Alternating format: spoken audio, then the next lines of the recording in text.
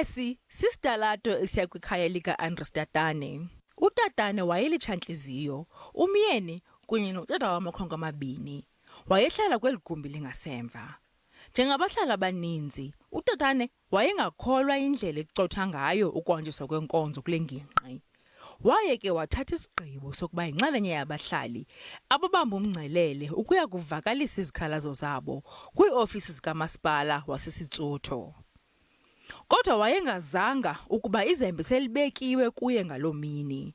Abakwantsasane basebenzisa iimbumbulu zerabha neentonga zonogada bezama ukumsusa endleleni. Imizuzu yakhe yokugqibela neyayifotiwe yalothusa kanobomi ihlabathi.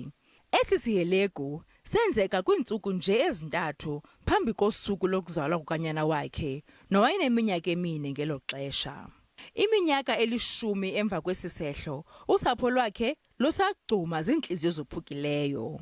UTatane wayenesakhono sokufundisa ezezibalo kunye nezenzululwazi kwaye wayezingca ngoku. Wanikela ubomi bakhe ekuncedeni abafundi bamabanga phezulu ngezifundo zabo. Amapolisa asixhenxe nawayetyholwe ngokubulala elitshantliziyo aphume etshaya kweli tyala ngo-2013. Umantyi wenkundla wenqila uHein wafumanisa ukuba amagqwetha ombuso awathanga thaca iinkcukacha ezivakalayo nezibonisa ukuba esi sixhenxe sinetyala. Inkundla yafumanisa ukuba uTatane wayengekho msulwa kwaye wayezama ukuphazamisa amapolisa esenza umsebenzi wawo. Esi sigwebo sikamantyi sabangela isankxwe, kukho nababuza indlela umbuso obuliqheba ngayo elityala. Emva kokusweleka kuka-Andries Tatane, usapho lwakhe kunye nomhlolokazi wakhe uRose lwakhelwa indlu ngabantu abaneentliziyo ezinobuntu.